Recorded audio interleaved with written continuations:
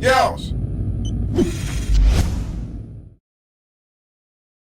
Hey guys, Kyle here today showing you an L96A1 gameplay / commentary playing some search on firing range. So ended up with a pretty good score, so hopefully you guys enjoy the gameplay. But today what I'm going to talk about is why I love playing search and destroy, because I know a lot of my subscribers will sort of describe me as a search sniper. That's pretty much what I do. Pretty much all of the gameplays that I do put up on my channel is search and destroy based content. So thought I'd do this commentary, just sort of share with you guys why I favor search over any other game type, and why I think a lot of people do enjoy playing search more than any other game type. Because I don't really know, whenever I find myself playing domination, any respawn based game type, I do get bored after a while. It doesn't really matter what game type it is. It doesn't matter if I switch to a different game type, like switching from team death to domination, anything like that.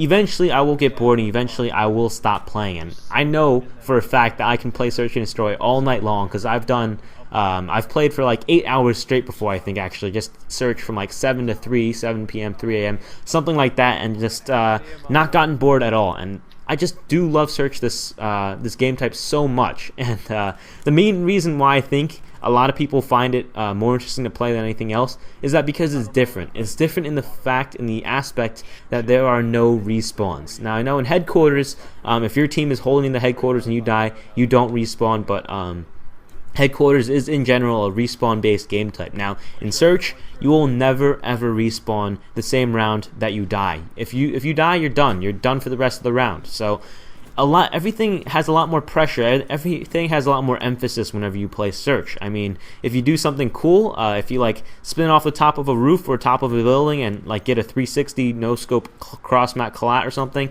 it's like 10 times better in search because there's less kills to go around. There's overall less opportunities to do something cool, to do something memorable. So when you do something, but when you do something that's awesome, it becomes even more awesome when it's in search and destroy, and that's one of the main things I wanted to stress. And there's no easy way for me to sort of convey this idea to you guys. I've tried over and over again in like past few takes I've done this commentary. I've tried to explain it to you, and it's really difficult for me to sort of explain this feeling that everything in search and destroy has an emphasis to it, a lot more emphasis than just say a regular domination game. It's just like you only have one life.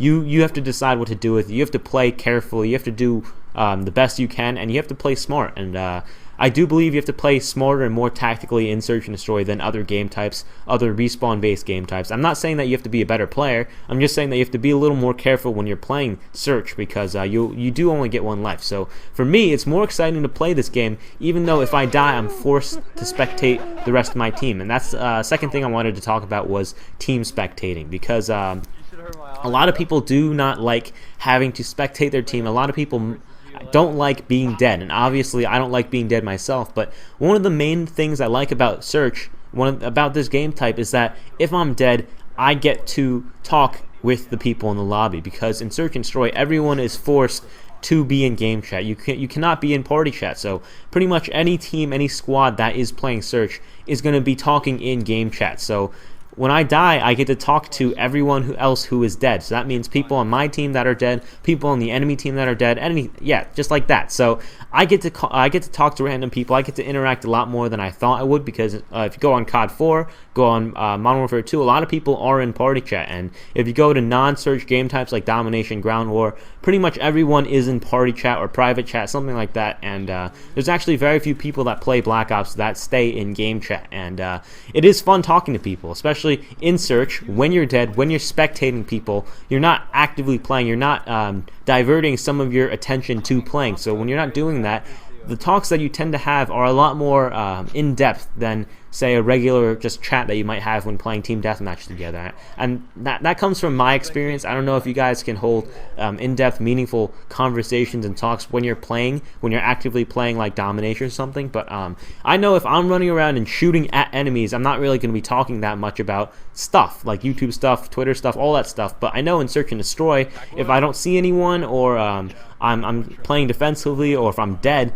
I'm going to have enough time. I'm going to be able to sort of divert my interest enough to talk to someone in depth. And that's another reason why I do like playing this game type so much, is because I get to talk a lot more with my teammates when I'm dead or whenever. It's just a talkable game type, we'll call it. But yeah, so whenever I am alone, I do play free-for-all or domination, because search isn't really that fun when you're alone, but when you're in a team, it's really fun, at least, because if you do something funny, or if you're dead, if you're alive and the rest of your team is dead, you know that your friends, your party is watching you play. So it gives everything a little added twist. I mean, everything cool that you do becomes cool. Everything awesome you do becomes more awesome.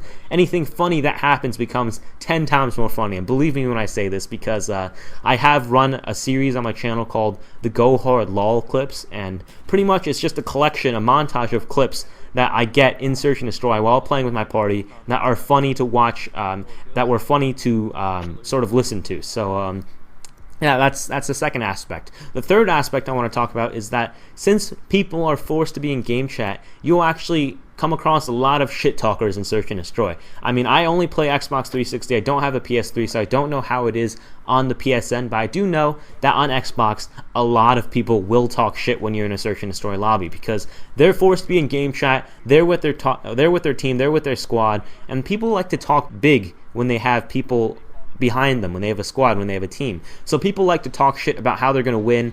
They like to insult us when they're playing Search. They like to just act big when they speak.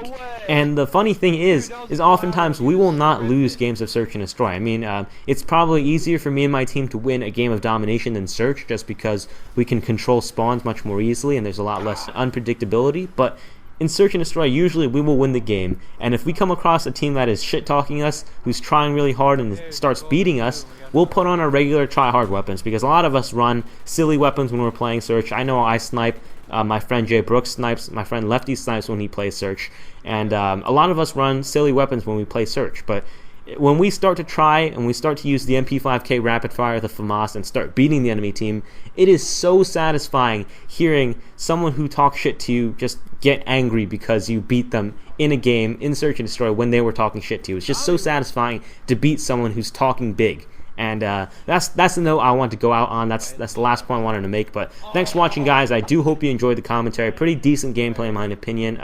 Ended up 13-2. So yeah, thanks for watching, guys. If you enjoyed it, drop a like if you would, please. It does help this channel grow. And also, if you have anything to say on the topic or on game types or anything like that, please leave it in the comments. I do read most comments. So yeah, thanks for watching, guys. I'll catch you guys later.